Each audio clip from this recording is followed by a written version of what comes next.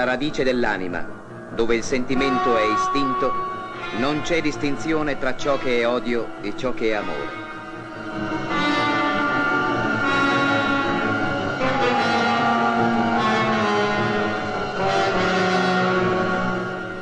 Libido, un genere nuovo di suspense, una sottile angoscia dove la bellezza è pericolo e l'amore si cambia in una diabolica arma per evocare le ombre del passato e i fantasmi dei terrori infantili.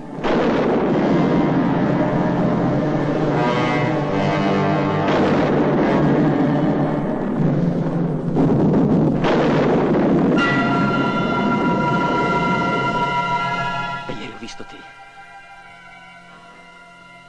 E per un momento mi sono sentito come lui.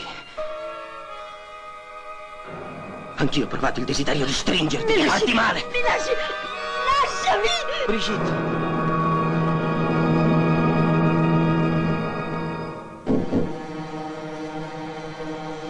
Un invito alla notte, e dalla notte qualcosa si muove.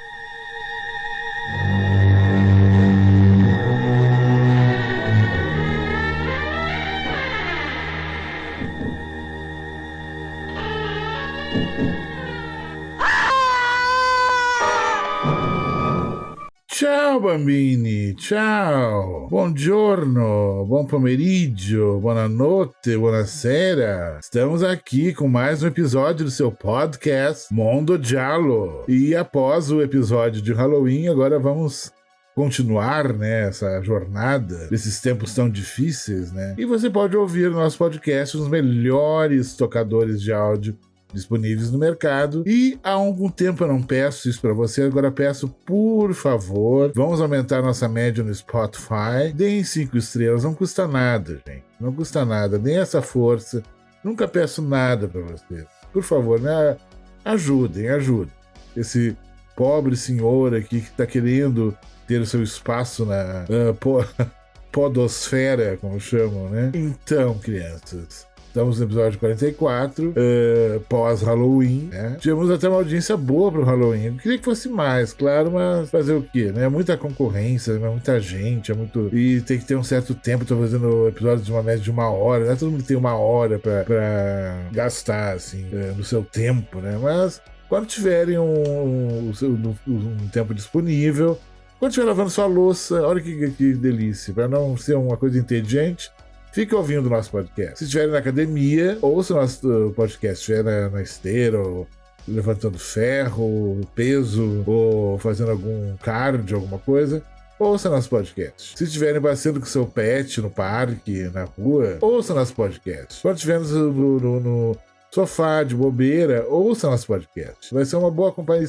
Eu faço o possível que seja uma boa companhia. Entendeu? E vamos continuar nossa jornada, né, pelo maravilhoso mundo do cinema de gênero italiano, suas ramificações e horror em geral, e lançamentos e filmes antigos, e toda essa mistura, essa charla que eu sempre faço por aqui, que eu sei que vocês gostam. E vamos, né? A vida tá um pouco complicada, né? Agora com a vitória do senhor Laranja lá, né? Na América. América com 3 Ks, né, que entendem, né? E que agora tem com os Ks maiúsculos, né? E esse momento sombrio, né, que a humanidade está passando com a vitória dele. E até a Sofia concorda comigo, tá latindo aqui. Ela não gosta do Trump. Eu também não gosto. Ela fica muito nervosa quando me refiro a esse senhor aqui. Então, triste, né? Triste. Mas eu já sou uma pessoa, eu já tô numa idade que eu já passei por muita coisa. Eu vivi a ditadura, eu sobrevivi a muita coisa. Então, sabe, é mais um momento difícil que a humanidade está passando, que a gente tem que se adaptar. Eu tenho já muitas condições de me adaptar a esse tipo de situação. Você tem pena do pessoal mais novo, né? Sabe? Que naturalmente são pessoas que têm muita esperança no futuro, muito projeto, e, sabe, vislumbram um mundo, sabe, mais justo, mais humano, um mundo onde a civilização prosperou, venceu, né? E vê a barbárie vencendo, né? E com a vitória desse senhor, agora a Terra voltou a ser plana, né? Agora já estamos na Terra plana de novo, né? Então é muito triste, pelo menos 4 anos, né, vão ser jogados fora. É muito triste. Embora, criança, eu me lembro que na época quando o senhor Ronald Reagan foi eleito, né, ultraconservador, e era um ator medíocre que acabou se tornando presidente, sabe, dos Estados Unidos, muito início dos anos 80. Foi a época da popularização da explosão na cultura pop do nosso querido slasher, como subgênero principal. O cinema popular americano acabou sendo formado basicamente pelos slashers, e foi uma época também áurea do horror, né? Vigil in Search of Darkness, o mega documentário triplo, gigantesco, de horas e horas e horas e horas, que é uma delícia de se assistir. E eu não vi ainda eles fizeram falando do início dos anos 90, ainda não vi. E também não vi o In Search of Tomorrow, que é sobre o sci-fi dos anos 80, que eu adoro o sci-fi dos 80. O sci-fi neon, né? Maravilhoso. Então foi mesmo com um governo conservador, sabe? Muito careta. Foi uma época que a cultura pop viveu um momento uma era de ouro, né? É interessante essas coisas quando tem um governo muito arbitrário, muito, sabe, sufocante. Os artistas acabam triunfando, fazendo coisas incríveis, né? Tem esse contraponto, né, da repressão e a criação artística florescendo, coisas lindas sendo feitas, né? Como foram os anos 70, né? Que foi uma época de ouro também do cinema. Do final dos anos 60 para os anos 70. Principalmente o cinema de gênero, né? Tem grandes obras, grandes filmes incríveis feitos, né?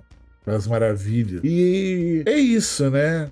Vamos tocar a bola pra frente, vamos sobreviver, que no final todos nós vamos sobreviver. Como diria a nossa querida Gloria Gaynor, né? No final todos vamos sobreviver. E é isso. Vamos esquecer essa coisa horrível, essa energia pesada, né? Que energia pesada, é do poder, né? É dessa política de direita grosseira, chucra, né? Coisa nojenta. Vamos esquecer isso e vamos nos voltar porque é mais interessante, né? Os nossos filmes, nossas músicas, nossa vida. Vamos namorar bastante, que namorar é gostoso. Qualquer forma de namoro, qualquer forma de prazer é válida, é bem-vinda. E vamos nessa, vamos namorar bastante, ver bons filmes, vamos ouvir boa música, e é isso. Brincar com nossos pets, porque, só para finalizar, falando do Sr. Laranja, ele é o único presidente dos Estados Unidos que não teve cachorro de estimação na Casa Branca. E pessoas que não gostam de pets, porque ele não gosta de pets. Eu sempre desconfio de pessoas que não gostam nem de cães, nem de gatos, não sei. Tem um pé atrás. Podem me chamar de radical, de preconceituoso, disso, daquilo, mas eu não confio em quem não gosta de pets. Então, tá dado o recado, vamos virar essa página. Vamos logo agora para a nossa realidade. Esse podcast está sendo gravado na quinta-feira, que antecede a Horror Expo em São Paulo. E eu vou estar lá. O William também vai estar lá. Vamos encontrar vários amiguinhos lá? Sim, eu espero. Mas eu tenho certeza que vai encontrar muitos amiguinhos. E vai ser muito legal, tá? Rodeado de pessoas que curtem as mesmas coisas que nós curtimos. Pessoal incrível, energia incrível. O ano passado foi maravilhoso. Não só porque teve o debate que eu participei, com o Marcelo Milice, lá do Boca do Inferno, querido Marcelo Milice, do Necessário Boca do Inferno, que é um site, uma fonte de pesquisa constante. Eu consulto muito. Tem muito. O maior banco de dados de resenhas em português de cinema fantástico, acho que do mundo. Não tem. E há tantos anos, né? E tem o nosso querido Fernando Brito, né, da Versátil Home Video, que foi o mediador, né? Eu tive uns problemas com o microfone, que eu não estou acostumado, né? Até hoje o William lembra disso. Mas foi maravilhoso ter falado justamente do que eu estava comentando agora há pouco, do terror dos anos 80, né? E foi muito legal. Faltou muita coisa, que é muita coisa para se falar dos anos 80, né? Nesse quesito. Mas foi muito bacana, pessoal querido na plateia, foi muito legal. Vamos ver esse ano como é que vai estar, não vi ainda direito quais são os debates, quem que vai estar batendo papo. Estou bem curioso, vou dar uma boa olhada depois, vou aproveitar, vamos no sábado, que é sexta tem a festa de abertura, depois a Horror Expo mesmo, lá no pavilhão da Cromagnon. é no sábado e no domingo. Ou no sábado. Estaremos lá, vamos com ingresso solidário, que é um valor bastante razoável até, e junto doando 1 quilo de ração para os nossos queridos pets carentes que estão nos abrigos, né? Ou que os tutores não têm muitas condições de mantê-los. Vamos doar uma ração, 1 quilo de ração cada um, e vai ser incrível, vai ser maravilhoso. Pat Fang vai estar lá, querida, com a sua Fang Store, vendendo suas camisetas, filmes, HQs e o que for. Tem muita coisa interessante. Várias pessoas conhecidas vão estar lá. Vai ter um stand da Versátil com um vídeo também. Já confirmaram a presença deles, como no ano passado. Foi muito bonito o stand deles, tinha muita coisa boa. Para você que quer completar sua coleção terrorífica dos itens ligados ao terror e afins do catálogo da Versátil, vão encontrar lá. E é isso, né? Vai ter os expositores, os ilustradores, os escultores que fazem action figures e fazem coisas incríveis. Eu me lembro do menino que ele reconstituiu o cenário do ataque do lobisomem em Londres, no Piccadilly Circus. Incrível! Eu nem pensei em perguntar quanto custaria, né, aquele mini cenário, né, esculpido com, eu não sei que material que ele usou, mas ficou perfeito. E um cara que fez uns ETs, umas criaturas alienígenas incríveis, uns monstros. E ele estava terminando de esculpir um ao vivo, né? Que coisa incrível. Como nós temos talentos, né, no Brasil, sabe? Que precisa, e é nesses eventos que a gente tem acesso ao talento dessas pessoas. Ilustradores, pessoal de outras distribuidoras de DVD e Blu-ray, bonequinhos e revistas, camisetas. A gente comprou umas camisetas lindas ano passado. Quero ver se tem outras no mesmo nível, até melhores. Eu estou muito curioso, porque deve aumentar bastante o número de expositores, o número também de sessões de bate-papo e palestras e coisas de presenças. Vai estar um descendente do Bram Stoker lá, um jovem descendente, e entre outras criaturas, seres. Vai ser legal, vai ser bacana. É bom ter esses encontros no Brasil, deveria ter mais em várias partes do Brasil, com várias presenças, sabe, de figuras desse universo. Tem muita gente que não é tão caro trazer pra cá. Um exemplo que eu dei até o episódio passado os atores que fizeram o Billy no Natal Sangrento, né, no Silent Night, Deadly Night. Tanto o menininho, o que hoje é um adulto, né? Tanto o que faz o Billy adulto, eles participam dessas Horror Expos, encontros de fãs nos Estados Unidos, dão autógrafo, tiram foto com os fãs, falam. É legal, eles preservam o legado, né, do terror, do que eles fizeram, dos filmes que foram tão importantes. Tem, por exemplo, a atriz que faz a Ângela do Acampamento Sinistro, né, do Sleepaway Camp. Podia trazer, ia incrível conversar com ela, ver ela falando. Eu me lembro de encontros que reuniram o pessoal do elenco de Sexta-feira 13, estava até o Henry Manfredini, o autor da trilha sonora. Eu me lembro de um que teve um dos atores do Zombie, do Fult, que ele fala "The boat can leave now, tell the crew", sabe, aquela na abertura, sabe? É legal isso, a gente quer ver essas pessoas, quer conhecer esses coadjuvantes maravilhosos, quer ver o pessoal que fez os efeitos, quer ter acesso a esculturas, né? Eu adoraria ter aquele busto do Zombie, falando no Zombie do Fult, sabe? E outras quinquilharias, memorabilias, tipo a indiazinha do Empalada do Cannibal Holocausto, que é uma sabe, que muita gente tem. Eu sei que o Tarantino tem no seu criado mudo, uma dessas. Até teve o Rudnick ficou de fazer pra mim. Tô esperando até agora, Rudy. Cadê? Tá? Eu sei que você vai estar lá sábado, vamos ver se você me presentear com a indiazinha. Mas eu queria mesmo, era a Emily do The Beyond, que tem uma action figure que eu vi uma vez na internet, que é ela e o cachorro. Era japonesa, assim, linda. Os cabelos, o pelo do cachorro, tudo perfeito. Aqui na sala ia ficar lindo. Eu fico imaginando. Eu queria ter o action figure dos bonequinhos do lado mestre dos brincos, do Puppet Master, que eu sei que eles vendem lá fora. Aqui é difícil ter acesso a isso.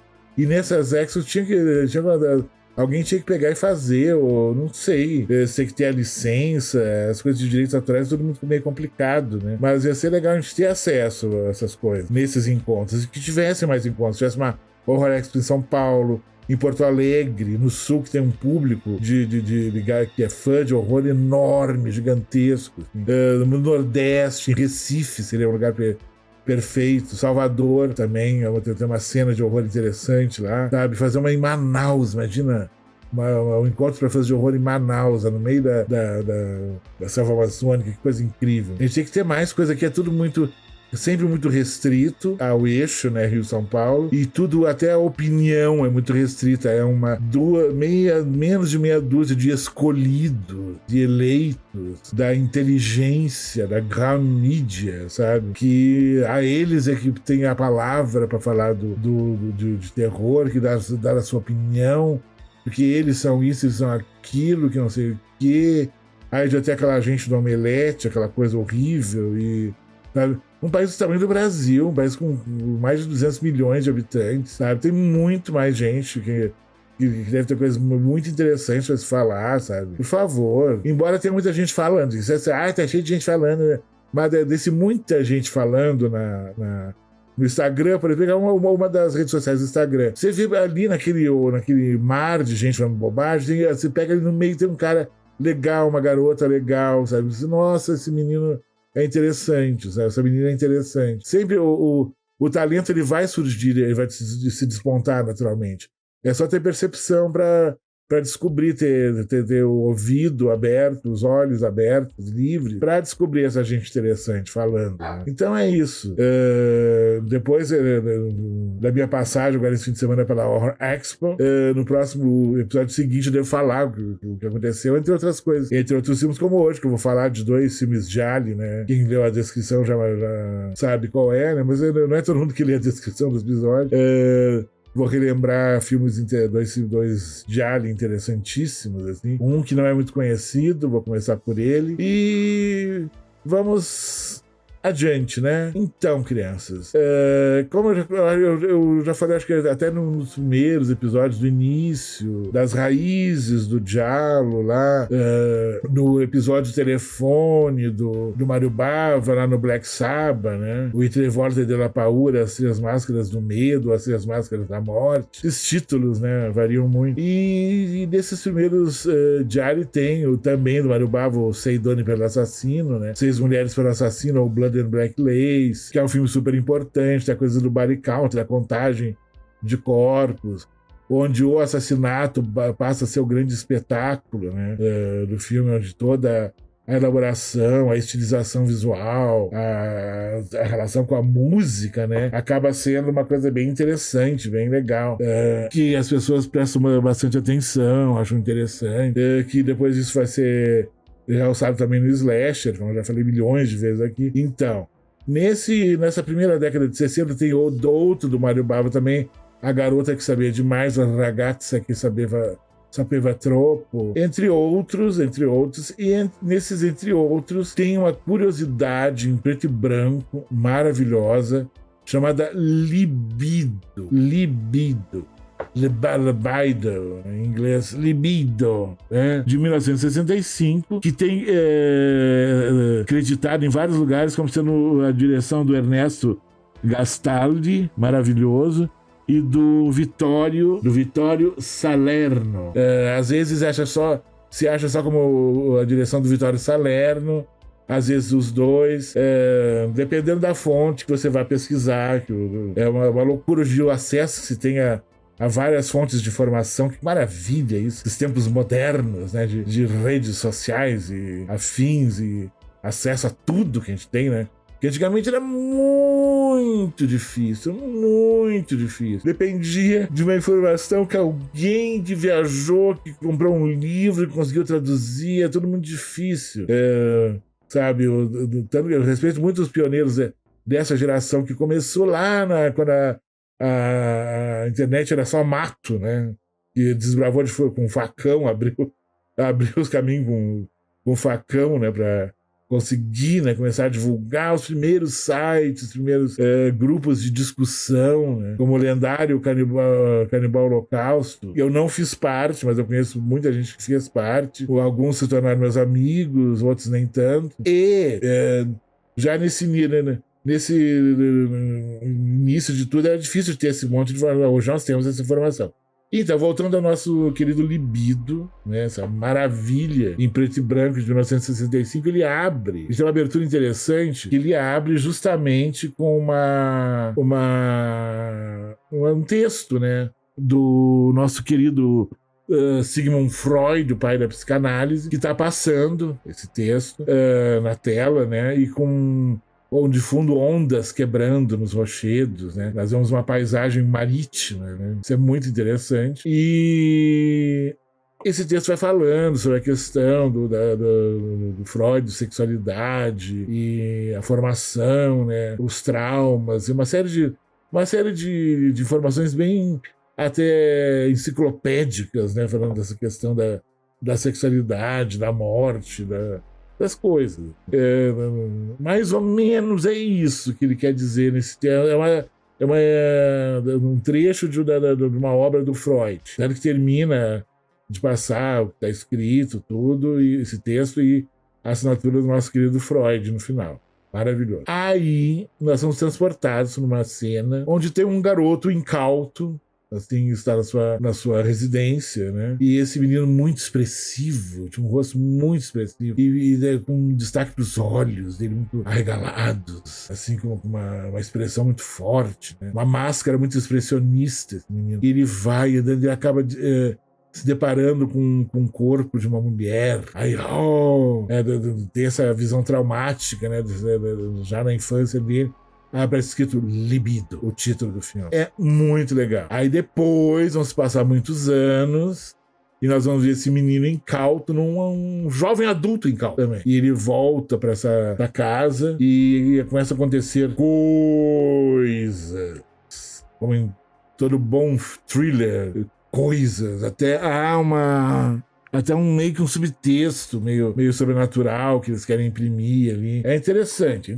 Ele tem uma jovem muito bonita, uma loira chamada Mara Mario.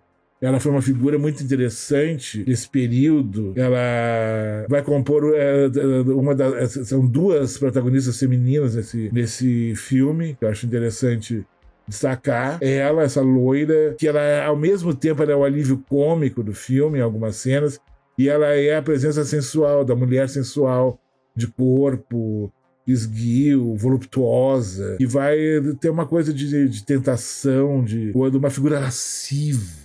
A lasciva é ótima, né? Ela vai estar presente em cena. E tem outra mulher também, um pouco mais velha, que é interpretada pela Dominique Bouchereau, que é uma atriz francesa. Ela foi famosa em alguns filmes de espionagem, assim, desse período. E ela junto com essa outra loirinha, as duas elas seriam assim uma representação da dupla antológica de protagonistas do Diabolique, do Clouseau, nosso querido Clouseau, que eu já comentei aqui, que é uma das grandes inspirações pro início do giallo, né, como subgênero. É um filme muito emblemático, ele vai ser replicado várias vezes em outros filmes giallo também.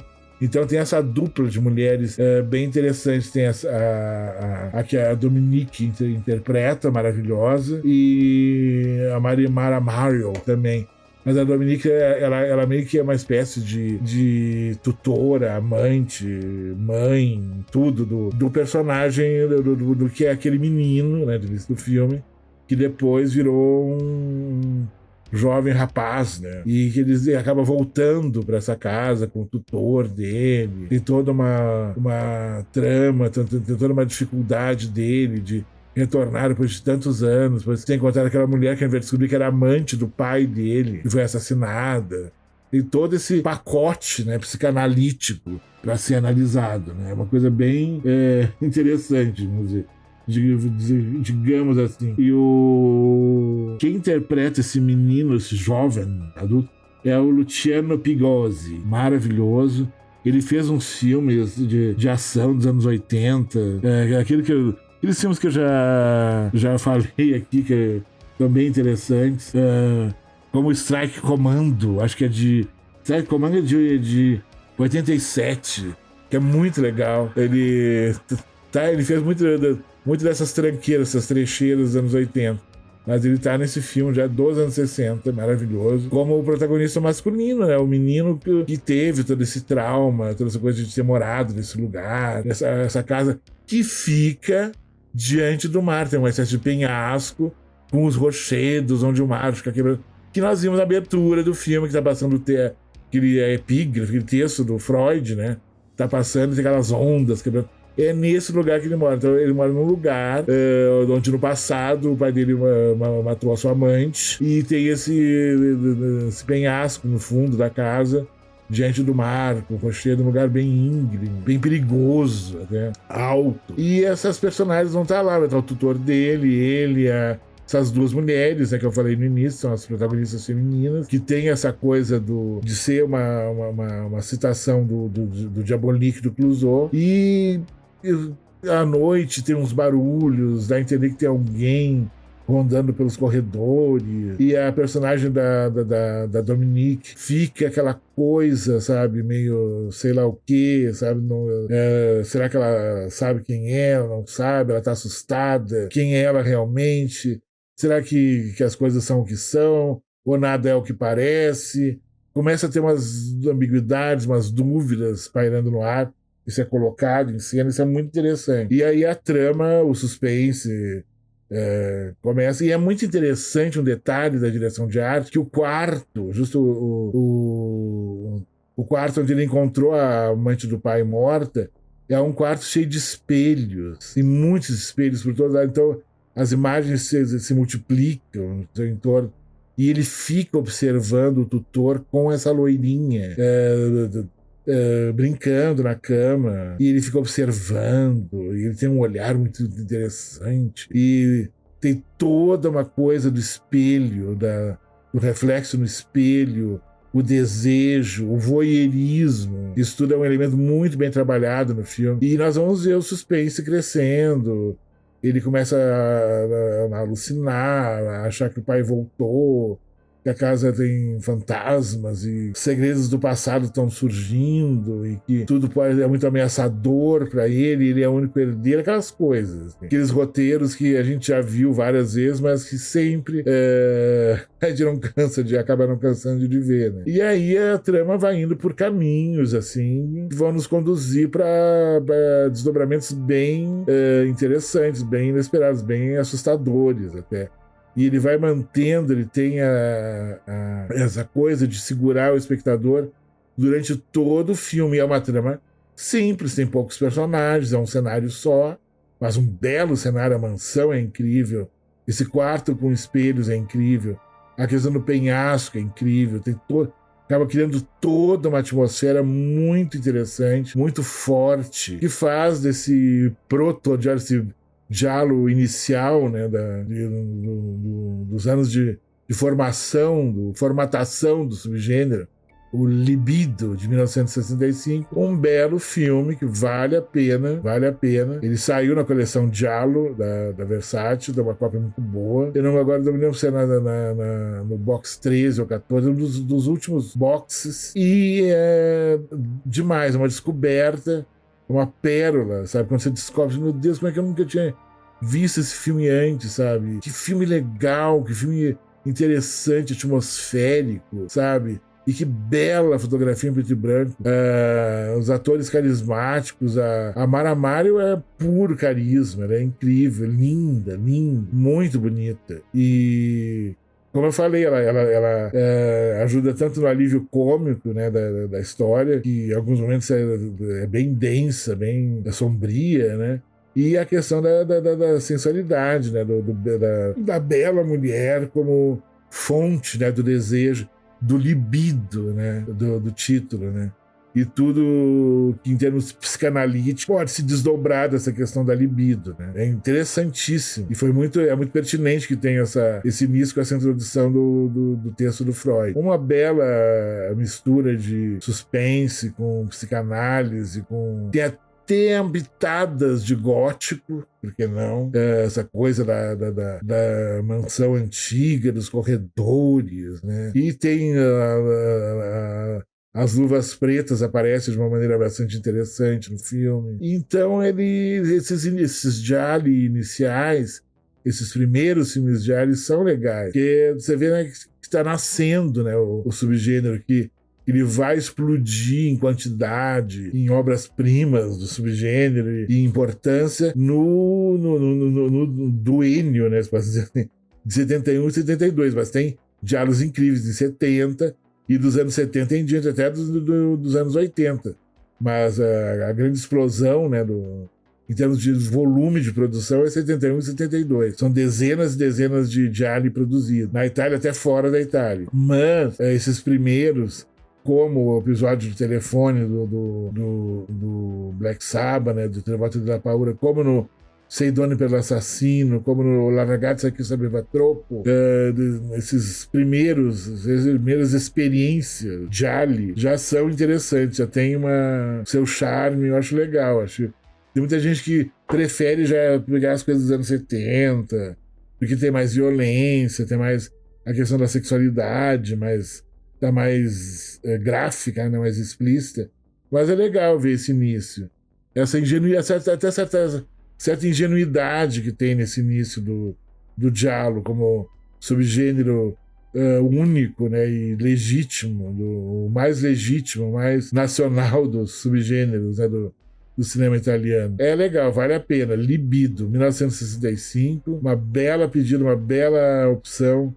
Vocês vão gostar. Depois falem o que vocês acharam. Eu gostei muito, achei bem interessante mesmo. Teve uma bela carreira fora da Itália, dublado em inglês também. É um filme fácil de vender, tem um elenco muito carismático, um filme que funciona muito bem. Mas eu prefiro ele falado em italiano, como como é a cópia que a Versátil apresentou no box, né? E giallo eu sempre prefiro ver em italiano. Embora eu vi muita coisa em inglês já, principalmente os do Argento, né? Que o Argento fazia questão de... Alguns até ele chegou a filmar já falado em inglês, como o Trauma, por exemplo, mas e até o Trauma e o Fenômeno também ele fez já falado em inglês, né? Até por uma questão de imposição dos produtores, né? Mas eu sempre prefiro ver filmes gialli em italiano, no idioma original. Pode achar, ai, que frescura, eu gosto, acho legal. Tem gente, por exemplo, que eu conheço muita gente. Eu tenho um amigo do Rio que ele só vê o áudio original sempre, nunca vê nada dublado. Ele tem, sabe, horror, ele não gosta de... a língua original do filme, da produção. Ele quer ver a voz real dos atores. Tem gente que acha... Eu não me importo. Eu vejo tanto no áudio original quanto dublado. Tá tudo bem. Tudo bem. Se a dublagem for bem feita, pra mim não tem problema nenhum. E o Brasil tem uma qualidade da dublagem muito boa. E algumas dublagens em inglês dos anos 70 são muito boas. A maioria das vezes eram atores britânicos, né, que faziam. Já tem um inglês perfeito, com a dicção perfeita do inglês. Isso é muito legal, muito importante. Nesse sentido da dublagem, né? E eles eram dublados até na própria... Os atores ingleses iam para Roma, tinha um lugar lá, um estúdio que eles dublavam, era tudo muito pensado, né? Como indústria, né? Foi o grande cinema popular, né, italiano, o giallo, o Poliziotteschi, os filmes de gladiadores, os épicos, entre outros, de ser tudo feito em inglês, né? De ser dublado, né? Tanto no original. Na Itália é muito difícil você ver um filme no original. É muito difícil. Você vai achar uma sala onde tem salas, algumas tem o áudio original, mas a maioria é tudo dublado na Itália. Todos os cinemas. A Espanha é assim também. A Espanha e a Itália são uma coisa muito difícil de se ver um filme no áudio original no cinema. Então, eles têm uma coisa cultural muito forte. E é isso, né, gente? Libido, assistam, vocês vão adorar, garanto. Um belo filme charmoso, um Eurocult, assim, um diamante Eurocult, que merece ser descoberto, certo? Então, virando a página mais uma vez, agora vamos à atração principal, né, que é um filme que muita gente conhece, que é o destaque desse episódio, que é o nosso querido La Casa delle Finestre che Ridono, né? A Casa das Janelas Sorridentes, a Casa das Janelas que Riem. Tem esse título estranho, né? The House of the Laughing Windows. The House of the Laughing Windows, que é bem interessante. Tem a ver com o momento do filme, e é uma casa que existiu, né, nos arredores onde foi das locações, né, que até era visitada por fãs e turistas cult, né, que é um diálogo muito interessante. E ele é dirigido, é de 75, 76, ele é dirigido pelo nosso querido Pupi Avati, um belo diretor, que nos deu filmes muito importantes, como o nosso querido Zeder, que é o filme de zumbis mais estranho, mais bizarro, mais fora do conceito de filme de zumbis. Nem parece filme de zumbis, na verdade. Mas é um filme de zumbis, oficialmente é um filme de zumbis. O Zeder, que é bem legal e vale a pena ser descoberto. Um filme que tem uma trilha incrível, uma atmosfera incrível, muito legal. O Zeder, e ele também é autor de um grande filme dos anos 90, que infelizmente não é tão conhecido. Eu espero que a Versátil lance logo com uma cópia restaurada, que eu sei que existe uma cópia restaurada desse filme, depois eu comento sobre ela, que é o L'Arcano Incantatore, que é um dos grandes filmes de horror dos anos 90 da Itália. A Itália tem 3 obras-primas do horror lançados nos anos 90, que é o Della Morte e dell'Amore, Pelo Amor e pela Morte, do Michele Soavi, maravilhoso. O Dark Waters, ou Dead Waters, do Mariano Baino, aquela coisa maravilhosa, satânica, linda. Tem aquela imagem demoníaca, né, que é um rosto numa pedra, aquele ser dantesco, maravilhoso, vindo do fundo do inferno, lindo. É um filme lindo, parece que foi filmado em algum recanto do inferno mesmo, embora tenha sido filmado na Rússia, o que não é muito diferente, né, de um recanto, de uma ilha na Rússia ele foi filmado. Parece praticamente o único grande filme do Mariano Baino. Diz a lenda que ele ficou amaldiçoado por causa desse filme, que tem aquelas freiras satânicas com crucifixo pegando fogo em cima da montanha, uma coisa doida. E o L'Arcano Incantatore, do Pupi Avati. São 3 grandes filmes italianos dos anos 90. Não foi um ano de grandes filmes italianos, né, mas tem esses 3 que já fazem valer a pena a década de 90 dentro do cinema italiano. É demais. E o L'Arcano Incantatore eu soube por informação do nosso querido Marquinhos Melo, lá de Porto Alegre, lá da Cinemateca Capitólio, maravilhoso, quando ele estava na Universidade de Bolonha, na Itália, que foi só a faculdade de Umberto Eco, era professor, entre outras coisas. Teve um festival lá que foi montado uma curadoria pelo próprio Guilherme Del Toro, falando de seus filmes de cabeceira, os filmes que marcaram muito a formação dele como cinéfilo, como diretor. E entre esses filmes estava o L'Arcano Incantatore, do Pupi Avati, que ganhou um restauro lá. Então, existe na Universidade de Bolonha uma cópia restaurada desse filme. Eu até comentei com o Fernando Brito a respeito disso. É uma fonte, é um local, pelo menos tem uma pista de onde ter uma master, uma cópia. Teria que se negociar isso do L'Arcano Incantatore, do Pupi Avati. Imagina esse filme agora com uma cópia restaurada, um filme muito bonito. E imagina ele sendo descoberto por esses novos fãs, né? Esses novos cinéfilos que estão surgindo, né? Que são muito, para minha surpresa e para minha satisfação, para minha alegria, minha profunda alegria.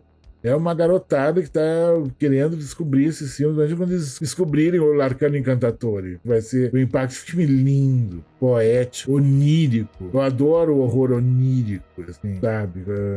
Onde é criada uma espécie de poesia do horror. Acho que Quando o filme chega nesse estágio, eu acho maravilhoso. Então ele tem, o Piavati tem esse filme dos anos 90, o Zeder, entre outros. Ele tem uma filmografia até bem extensa. Ele está ainda, porque eu saiba, ele é vivo ainda está produzindo.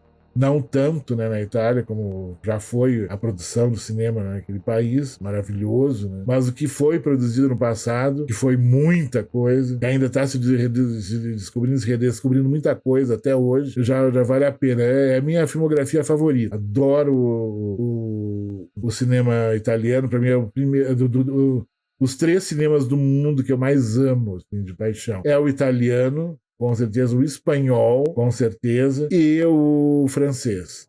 Esses 3, assim, são os que me tocam mais. Embora também goste muito de cinema asiático, principalmente japonês. Tem coisas lindas também, incríveis, e coisas assim que, nossa, até hoje, né? Aí, claro, gosto de outros filmes de outros países, que eu admiro muito, respeito. O cinema britânico, o cinema do leste europeu, o cinema, sabe, o cinema brasileiro. Adoro, por exemplo, a produção da Boca do Lixo, eu sou apaixonado. Amo de paixão, adoro.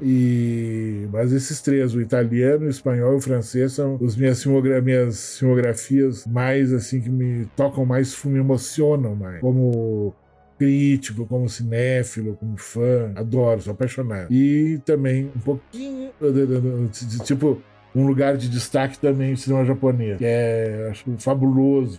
O que é o cinema coreano hoje, que teve essa coisa dos anos 2000 pra cá, com filmes como A Ilha do King Do, passou a se tornar uma cinematografia muito importante. Ela vai ser, o cinema coreano ele vai ser tão grande no futuro e tão importante, tão influente quanto o cinema japonês, que é mais antigo, tem uma tradição maior, mas os coreanos estão chegando juntos já, na minha opinião. Então, voltando para a Casa da Janela Sorridente, nós vamos acompanhar um jovem incauto, um restaurador de obras de arte, assim, que tem muitos na Itália, chamado Stefano, que é interpretado pelo Lino Capoliccio, isso. Lino Capoliccio, que interpreta o Stefano, que é um ator que participou do clássico o Jardim dos Fins e Contini, do Vittorio De Sica. Ele tem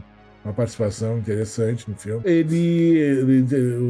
O Lino interpreta esse rapaz, o Stefano, que como eu falei, é um restaurador de obras de arte que vai para um vilarejo no interior da Itália, lugar meio até um pouco afastado, assim, meio que vive na sua rotina de pequena cidade. Essa figura externa chega para restaurar um afresco, uma pintura na parede de uma igreja que retrata uma cena do martírio do São Sebastião, nosso querido São Sebastião. E, chegando lá, ele acaba descobrindo que essa pintura tem em torno dela muitos mistérios, tem uma coisa estranha, tem algo meio sobrenatural, meio sombrio. E ele vai aos poucos, ele e nós, espectadores, através do olhar dessa personagem, do Stefano, vamos descobrindo o que está acontecendo, que mistério é esse em torno dessa pintura. E vão aparecendo personagens estranhos, umas mulheres velhas,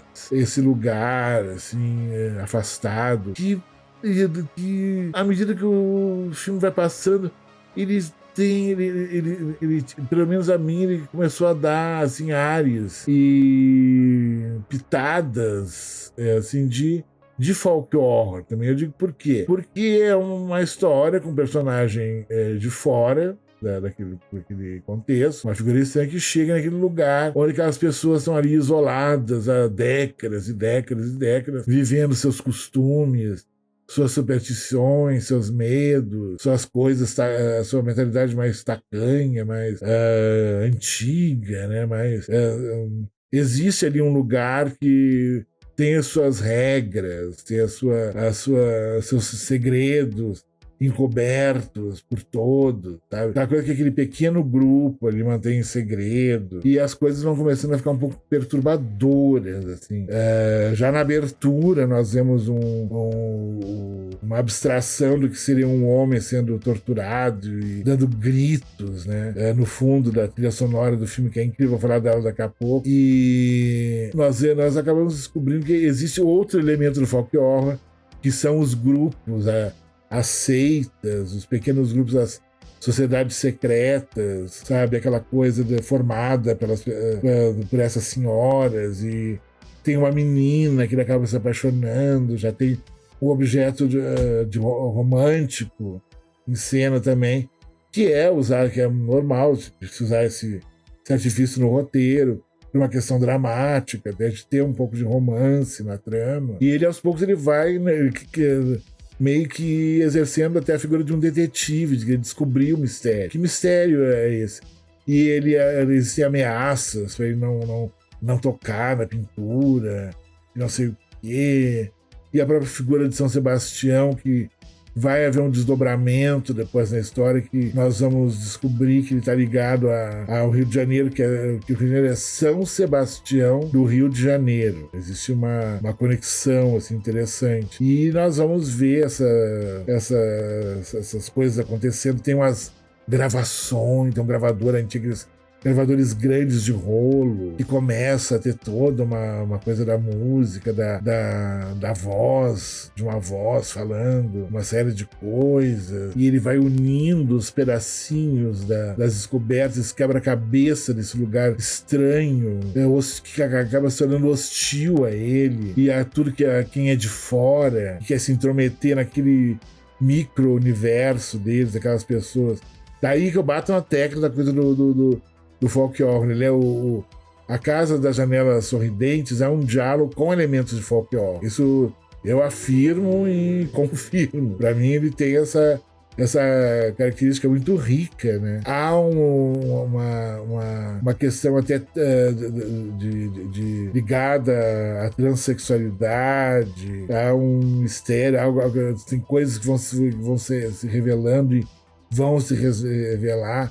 E tudo muito perturbador nesse filme. Ele é muito envolvente, é um mistério saboroso de se vivenciar vendo esse filme. A tal da casa da janela, que nas janelas tem umas bocas com uns dentes sorrindo, nas suas janelas, a casa das janelas que riem. Ele tem a ambientação, as locações são muito interessantes, os filmes são muito bonitas. E é um diálogo, assim, fantástico. É considerado por alguns tardios, por ser já da segunda da metade em diante da década de 70, né? Ele não é daquele grupo onde estão os grandes clássicos, que foram feitos em 71 e 72. Mas é um belo exemplar do gênero. O Pupi Avati, a direção dele é muito precisa. Ele segura o filme de uma maneira muito forte, muito bonita, muito incrível. Eu acho maravilhoso o trabalho dele. Maravilhoso mesmo. E ele tem essa coisa desse culto, né? Dessa sociedade secreta aparecendo aos poucos. E a coisa se desdobra quando a gente acha que vai para um caminho, vai por outro. É uma coisa impressionante. E é um belo filme, é um belo exemplar do diálogo, é uma coisa impressionante o resultado que ele conseguiu nesse filme é muito acima do que seria satisfatório, sabe? É muito legal, é muito bacana, é muito forte. Ele tem personagens muito carismáticos. O Stefano é um personagem muito carismático, graças ao trabalho do seu ator, né? É uma coisa impressionante que o resultado que eles conseguiram com esse filme. Não vai deixar ninguém bocejando no sofá, muito pelo contrário, ele vai te levar por caminhos muito incríveis, muito inesperados. É um mistério saboroso que nós vamos ver assim, acontecendo diante dos nossos olhos esse filme. A trilha, como eu falei, primeiro vamos destacar a fotografia do Pasquale Racchini, que é uma coisa impressionante, como ele pegou a questão do sol, aproveitou muito o sol É um filme que tem externas do dia muito solares no lugar, que é muito bonito, essa coisa do campo, né? E o que o campo traz nessa criação de atmosfera, né? É uma coisa muito legal, muito bacana mesmo. E a trilha do Amadeu Tomasi, que é o homem que nos deu a trilha do Insônia, de 2001, que é um thriller muito interessante, e é a lenda do pianista do mar também, a trilha dele. O Amadeu criou uma trilha sonora impressionante, na minha modesta opinião, é uma das melhores trilhas da história do giallo. Assim. Ele está do lado dos grandes momentos do Morricone, do Stavo Cipriani, do Bruno Nicolai, nas colaborações deles no giallo. Essa trilha do Amadeu é maravilhosa, belíssima. Trilha sonora. Tem uma coisa com órgão, uma coisa... É impressionante o resultado que ele conseguiu. É uma coisa impressionante. Anote esse nome, procurem outras trilhas dele, além da Lenda do Pianista do Mar, do Insônia. Ele tem uma contribuição muito grande como compositor de trilhas sonoras. Amadeu Tomasi. Busquem o trabalho desse senhor, quem gosta de trilha sonora, e busquem a trilha sonora desse filme, que é linda mesmo. E é quase, ele cria meio que um transe no espectador. Ele vai te envolvendo na trama, esse mistério do filme, e meio que te hipnotiza, para você mergulhar, né, com o Stefano, né, com o nosso restaurador, né, de obras de arte sacras, né, e, né, nesse lugar que ele se meteu, essa armadilha, né, que ele acaba caindo, né, nessa teia de aranha, que ele acaba caindo, que é essa cidadezinha, que são essas pessoas, essas velhas, esse lugar, essa coisa, coisa do que vai ter até vai se falar de sacrifícios humanos, e é uma coisa muito perturbadora. É um diálogo que eu sei que muita gente gosta. Ele deve ser lançado no próximo box diálogo da Versátil. Eu acho que vai sair o ano que vem só, no início do ano que vem, não sei exatamente a data, mas ele vai estar no próximo box diálogo. Essa informação eu tenho. Até comentei isso já aqui. E é um filme que vale muito a pena. Assim, pra quem ainda não viu, porque ele é um diálogo muito popular, né, muito conhecido.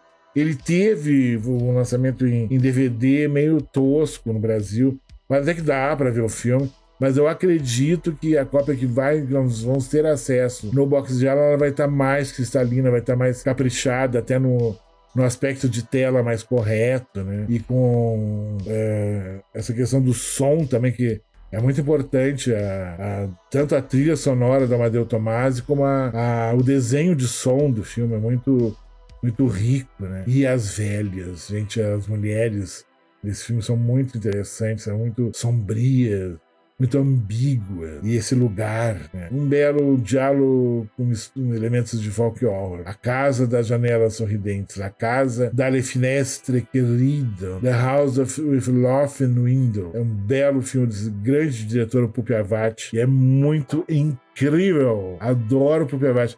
Ele teve no Brasil uma vez, se não me engano, foi num festival, num encontro em Curitiba, há uns anos atrás, bons anos atrás. Mas eu acho que, pela informação que eu tenho, é essa aí mesmo. É Curitiba que ele teve.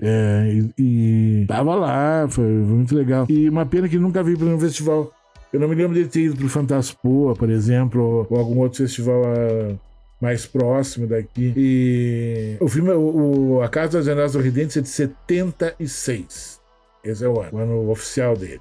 Agora estou confirmando nas minhas consultas de anuários aqui. É de 76. Pupi Avati, A Casa das Janelas Sorridentes. Faz as suas anotações, criança. Eu sei que vocês estão anotando tudo, que são bons alunos, e vão querer descobrir esse filme logo, e vale muito a pena. Assim como o nosso querido Libido, de 1965, que eu comentei na primeira parte desse episódio, né? Então tem duas dicas aí, de duas pérolas do giallo, que são um item obrigatório dos fãs, dos cinéfilos, dos críticos, filmes que valem muitíssimo a pena serem descobertos. Ok? E é isso por enquanto, crianças. É isso. Como eu falei no próximo episódio, devo falar das minhas experiências como incauto na Horror Expo, minha passagem por lá, minha caminhada pelos estandes, né?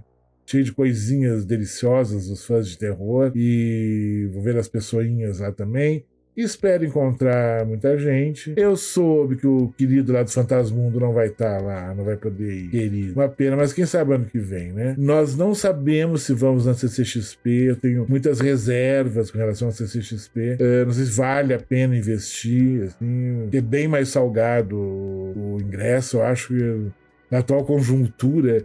Embora o Brasil tenha essa característica muito peculiar, que é um dos únicos lugares do mundo que eles cobram o que querem aqui, e é tudo muito caro, e as pessoas pagam e lotam. Tem coisas que o ingresso custa R$1.000 aqui no Brasil, e em países aqui perto como no Uruguai, na Argentina, custam R$80, R$100. É você fazendo o câmbio, né? Eu acho uma coisa muito injusta, muito injusta. Comentei com vocês aqui, teve aquele show do Roger Waters aqui, que era o ingresso a quase R$1.000 aqui, e que na Argentina o ingresso quase na cara do palco estava R$160. Então é tudo muito injusto. Os promotores de eventos do Brasil querem grana, eles são muito gananciosos, sabe? Eu acho que eles têm que pensar mais nos fãs do que no lucro. Claro que tem que pensar no lucro, todo mundo tem que pagar conta, todo mundo tem boleto, né? Lógico. Mas pensem mais nos fãs, os promotores de eventos. Fã brasileiro não é... A maioria não é gente com muita grana. Ainda mais fãs mais alternativos como nós, que gostamos de terror. A gente é o tipo de fã que se formou, ainda mais a minha geração, indo em cinema do centro, que era mais barato, sabe? Então, pensem nos fãs um pouco mais do que no lucro, tá certo? Então é isso. Fiquem em segurança. Espero encontrar muita gente querida, muitos incautos, muitas incautas, muitos meus estranhos, meus freaks lá na Horror Expo esse sábado. E é isso. Vamos nos falando e até a semana que vem. Um grande beijo a todos.